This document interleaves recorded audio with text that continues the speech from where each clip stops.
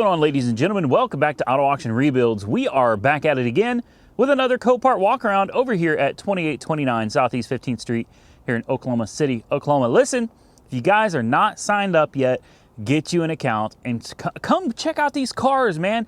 Get you some of this Copart auction stuff, man. You see me buying cars out here all the time because even though everybody says you can't get any good deals anymore, I'm telling you, if you look for it, if you really look and you're patient, that's the other thing. You got to be patient, man. You can't just jump in and think you're going to win something first try.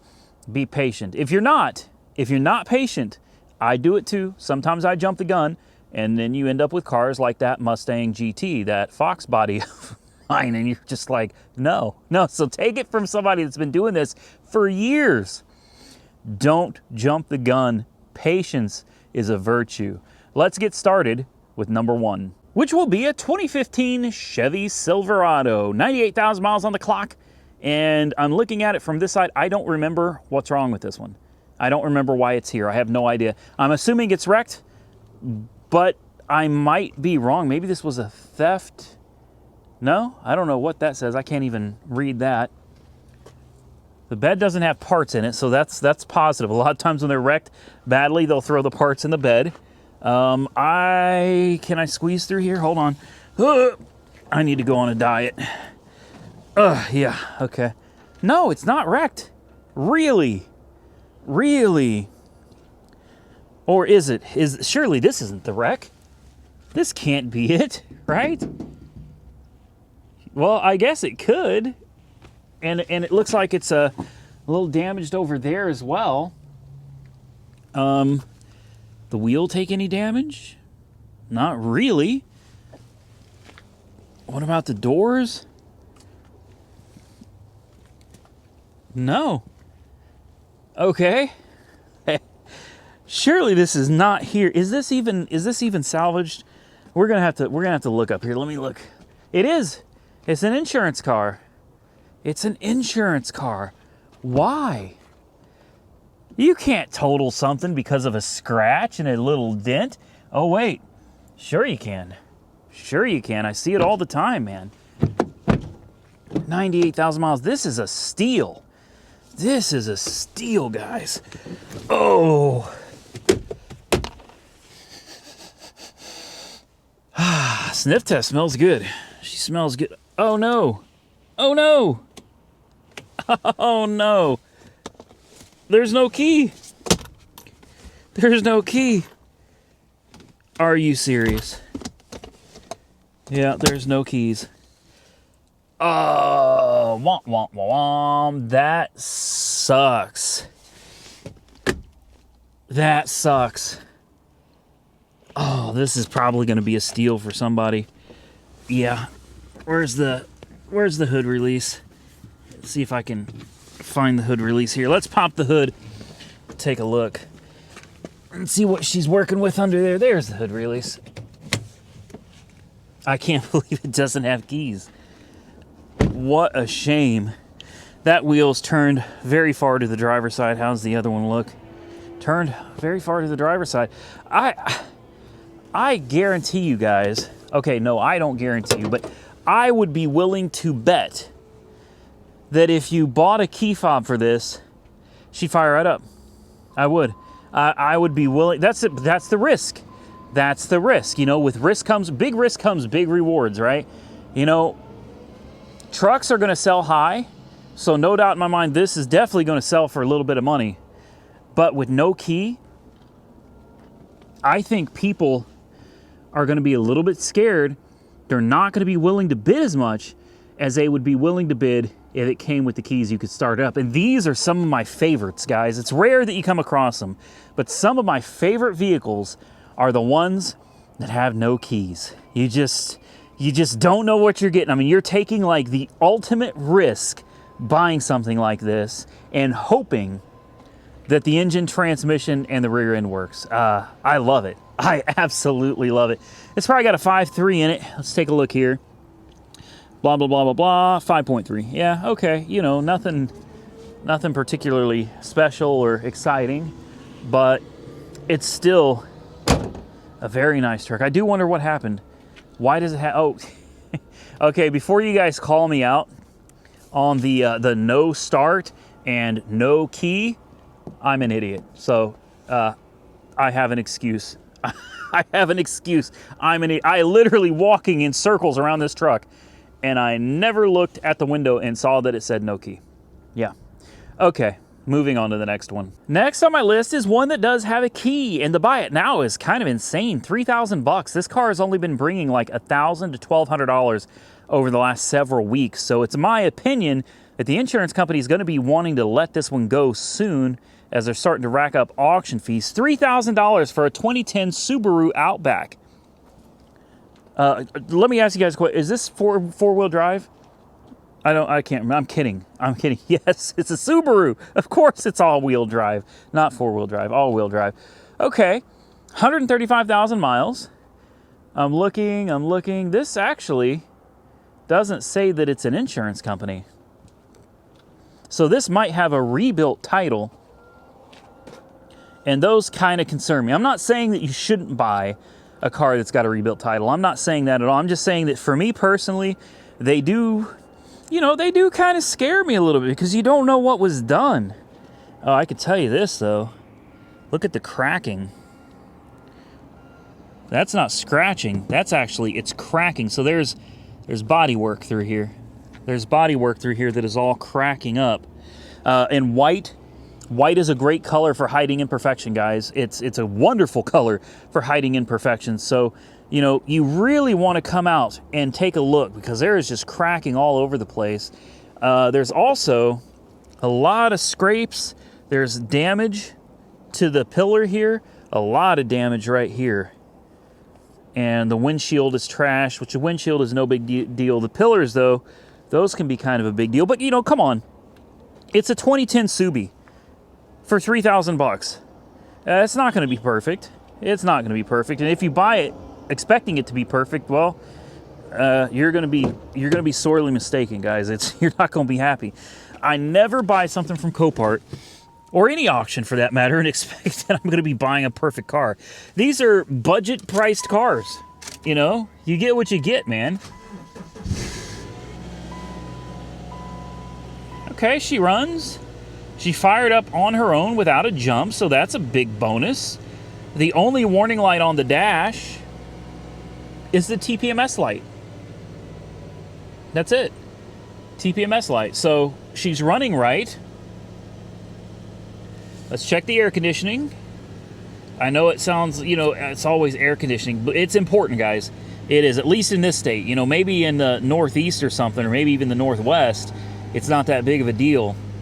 But here in the Midwest, air conditioning is just, it's a necessity. You gotta have it. You gotta have it. It feels like the AC, yes, the AC's gotten cold. We got buttons down here, traction control, trunk. You got hill start assist, mirrors. Does the important window work? It does. This is pretty decent, guys. I'm going to shut this off because I'm freezing. I don't need that. I do want to pop the hood. All right. She sounds healthy. She really does. She sounds healthy. You know, the body's a little rough. You know, can't lie. Body's a little rough. Everything looks pretty good back here. It's got a nice pearlescent paint job that'll really go a long way in helping to hide all of the dings and dents and stuff. Some of the scratches could be buffed out. Uh-oh. Hood doesn't want to open. Let me tell you something. If the hood don't open, that's a no-go for me. I need to be able to see. Well, I can't say that because I bought that bought the Mustang, the SN95, and it was one that you couldn't get the hood open on. But on something like this, a $3,000 car, that's a big difference from a $400 car. You know what I mean? I'm not spending $3,000 on anything that I can't pop the hood on. Yeah, hood doesn't open. Oh, there it goes. There it goes. You just had to kind of work with it a little bit. There we go. I thought I turned that air conditioning off. I guess I didn't. Okay, so because I don't know Subarus, the timing belt, that's why I want it under the hood. I don't really care about anything else. I just wanted to see if it had a metal cover or a plastic cover. This has a plastic cover. I'm not sure when they went to timing chains, but this is a timing belt motor. With 135,000 miles on it, it is well overdue for a timing belt service. So I like to get under the hood and look around for anything that might say, you know, timing belt service sticker from Gates or something. And unless I'm missing something, and I don't think I am, I don't see anything that says this car has had a timing belt service. So that is very sketchy for me. The next thing that I would do, if I'm worried about something like that, which I am, even for $3,000, I still want to know that I don't have to deal with the timing belt. Carfax. That's the next thing I'll do. Carfax report. We'll see if there's any record of a timing belt in this car's past. And if there is, it's interesting. I did turn off the AC, but the air compressor is still running. Why would that be? It's off, guys. That's off. The AC light is not on, but the air conditioning is still running. The brakes feel good. It definitely started running rough when I put it in reverse.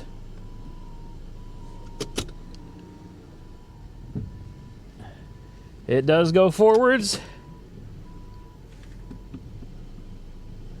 And it does go backwards. You got heated seats right here. Very nice. The steering feels good. The interior is just covered. All of this is nastiness. I mean, it's going to need a major detail. Somebody was keeping it serviced. You can see somebody had the oil changed. In fact, looks like the oil was probably just changed very recently. 12/24 of 20. Yeah, that's pretty recent. 12/24 of 20. So the oil was just changed in this. I can't lie, that kind of concerns me a little bit too. Fresh oil change, and then it got sent off to auction. Huh. Yeah, I don't know, man. I don't know. I think for me, although I like the car, I think the car overall looks pretty good, especially for the price.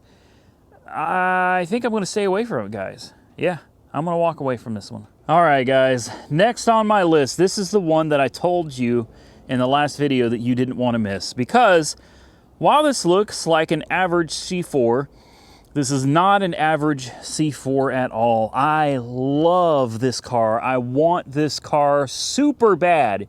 Supercharged bad. Yeah, supercharged. That's right. This is not just a Corvette with an LT1. This is a pro-charged Corvette with an LT1. You've got the chrome wheels, I believe. Isn't this like a 50th anniversary edition? I'm not certain on that just yet. 109,000 miles. It's a 94.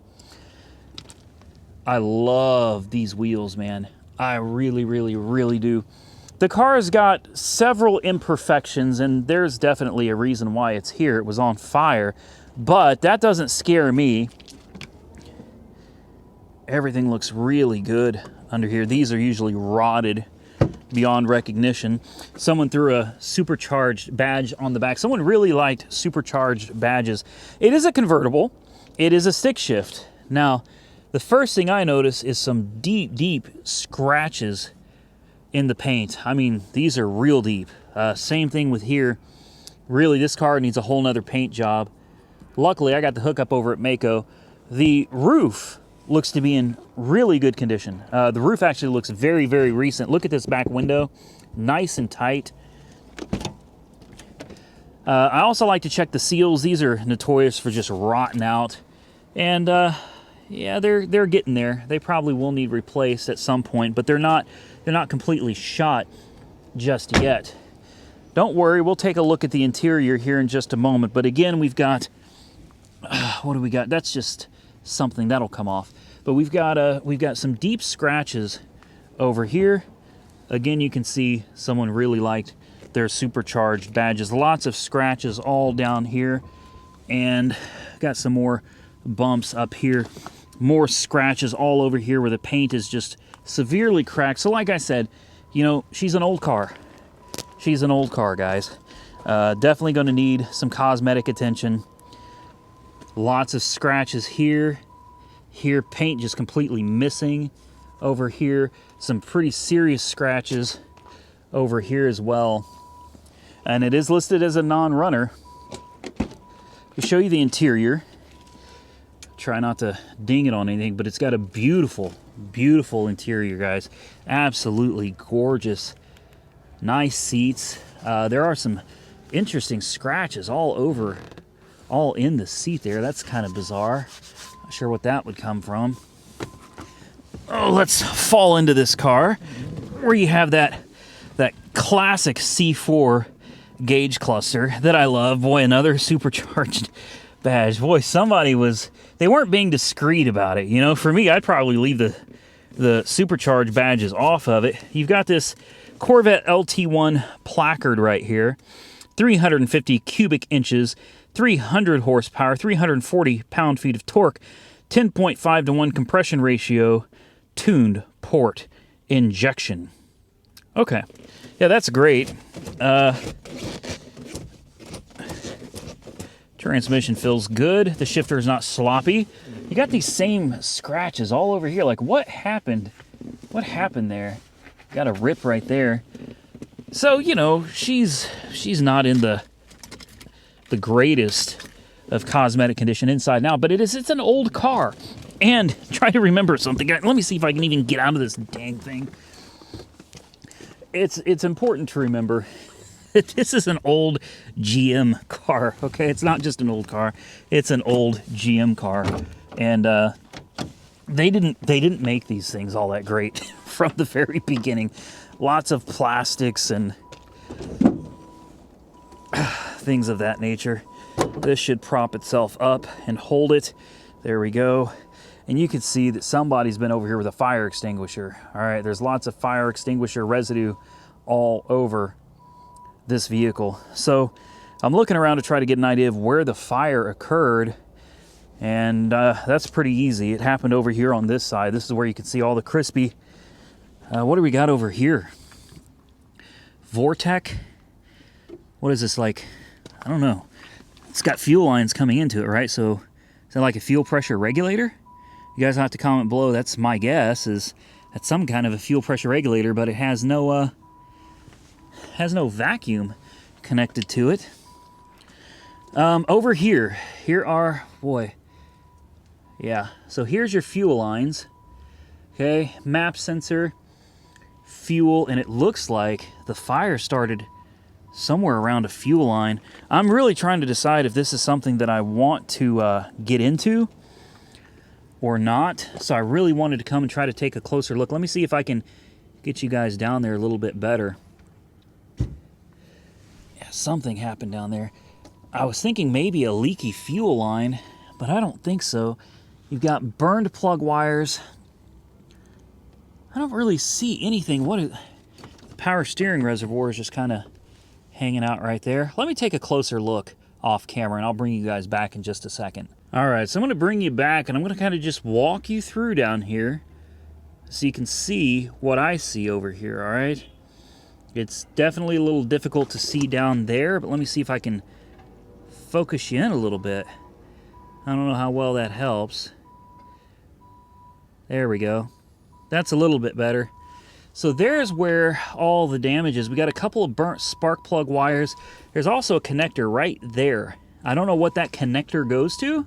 Maybe it's a temperature sensor or oil pressure sensor. I'm not sure, but that connector is, well, it's right here, and it's burnt to a complete crisp.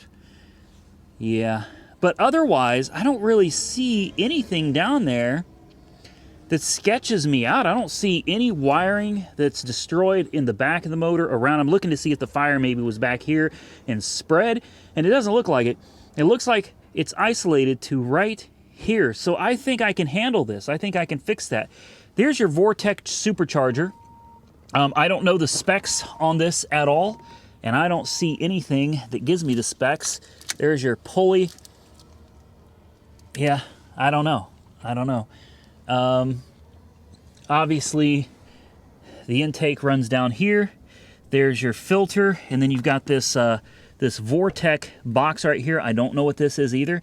I'm assuming this would be some kind of coolant for the supercharger, maybe. You guys will have to comment. This is not something I've ever seen before.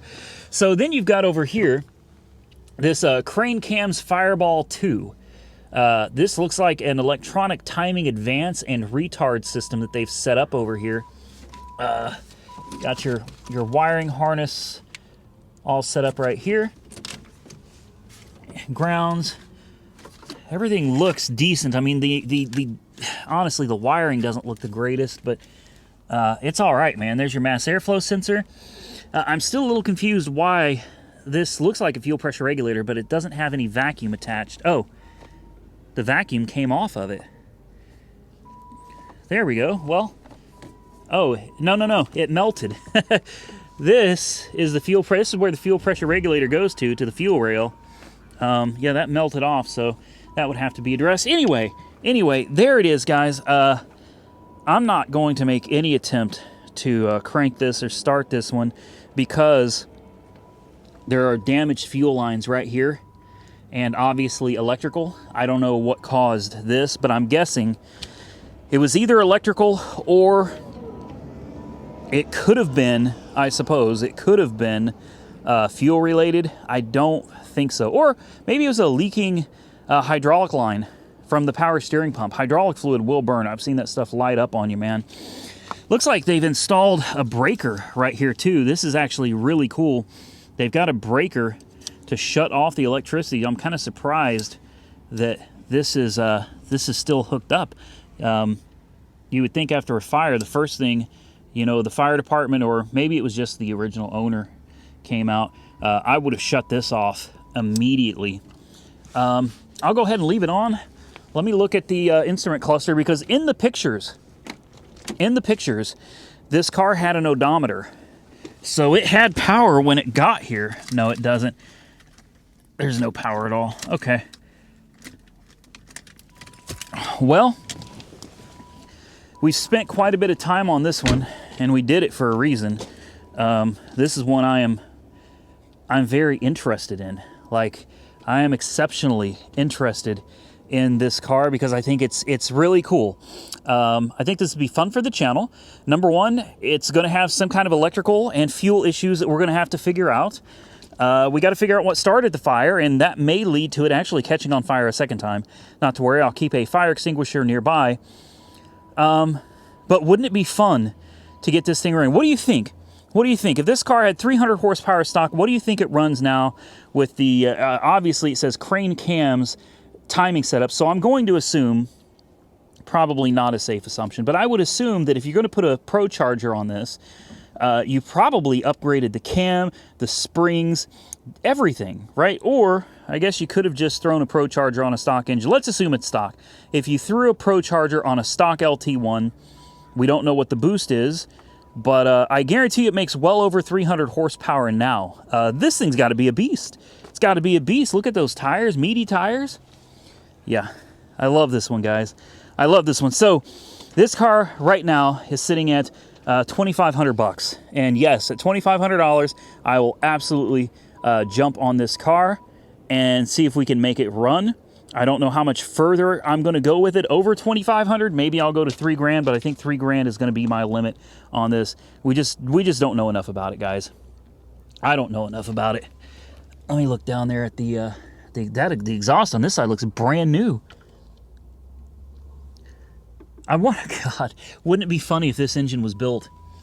I doubt it, since they left like stock exhaust on there, but that exhaust, let me see if I can get you down there. Look at that exhaust. That looks brand spanking new. Brand new. The bolts, everything down there. Yeah, I don't know. I don't know, guys. Comment below. Tell me what you think of the C4. Should we get it or should I avoid it? Next on my list, it's listed as a run and drive. It's a 2008 Ford Mustang GT. It is a convertible.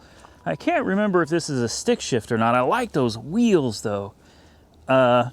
I'm not so sure about the tires. The tires are called Majoris M5. Majoris. And the brand is like Antares. I have no idea, man. It's got a Flowmaster sticker. So 127,000 miles. The window went down when I opened the door, so it's obviously got power. It's an automatic, but it's got red interior.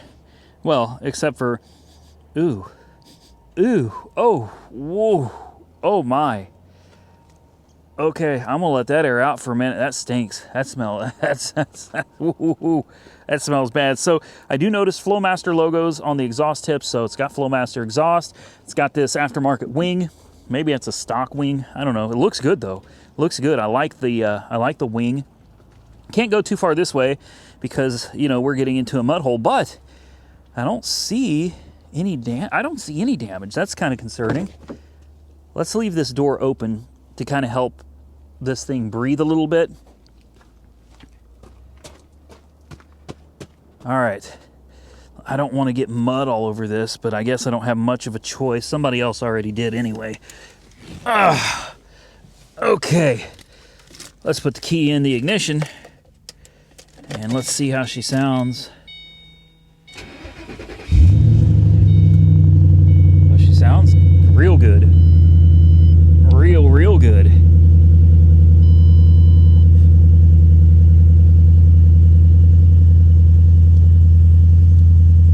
All right, we got the Shaker 500. Got to check the air conditioning. We got to check the important window. Yeah, it works. That window works. I'm not going to try the convertible top. I do not want to get the top open and then it not go down and me be responsible for that. Now, there are no warning lights on the dash. I know it's hard to see. Oh, yeah, there's a TPMS light. Other than that, there's no check engine lights or anything on the dash of this. I do not feel cold air conditioning, so okay. There's a couple cracks in the windshield. Window needs to be replaced. Goes in reverse. And it goes into drive. Yeah, that's good enough for me. Let's give her a little rev.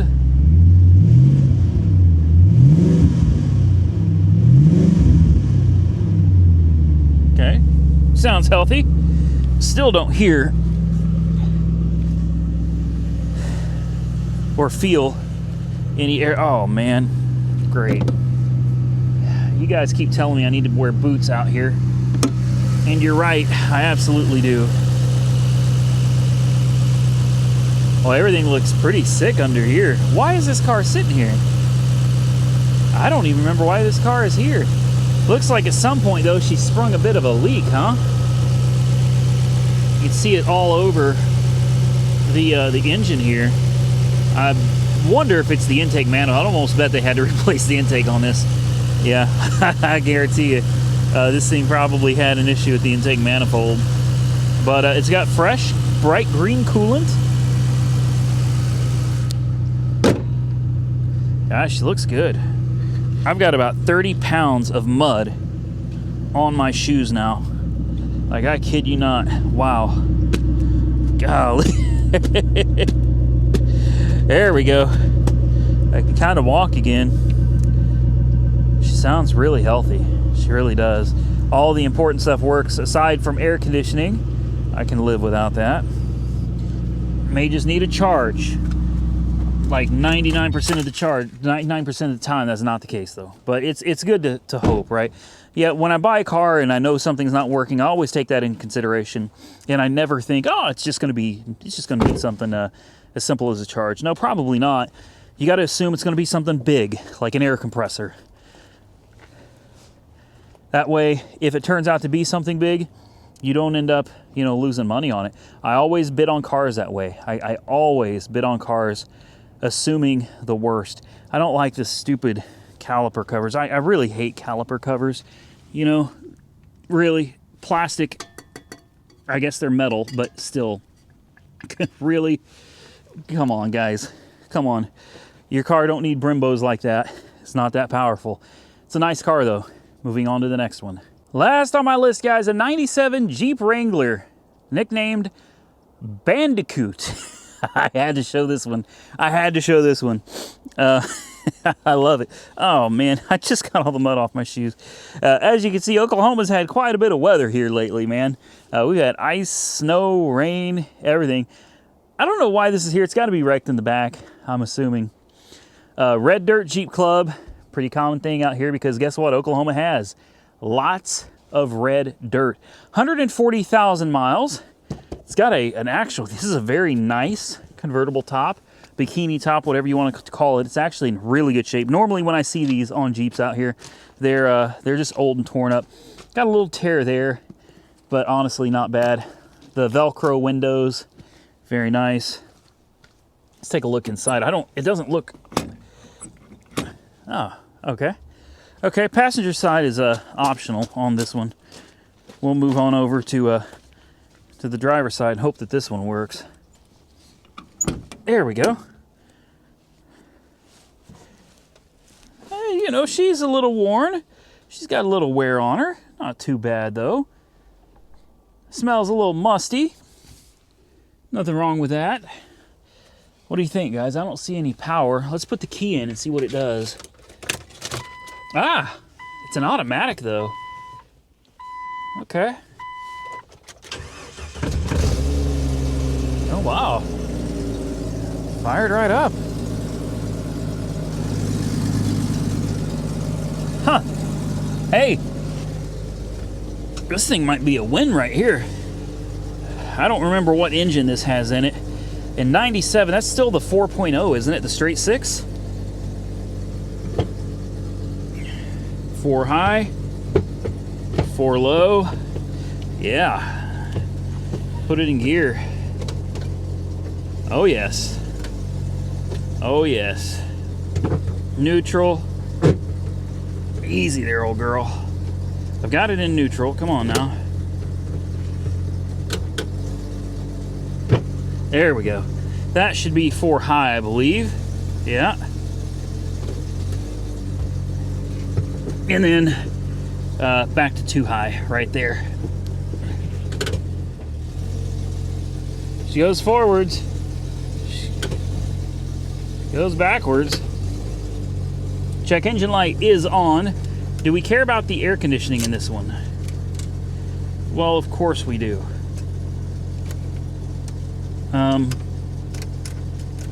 The air conditioning doesn't work. Nothing is working. Let's look under the hood. I almost said let's pop the hood, but I know better than that. There we go. Lots of mud. Fun, fun, fun. And I may have to set the camera down for just 1 second to open this hood. There we go. Oh yeah. There's that straight six that we all know and love to hate.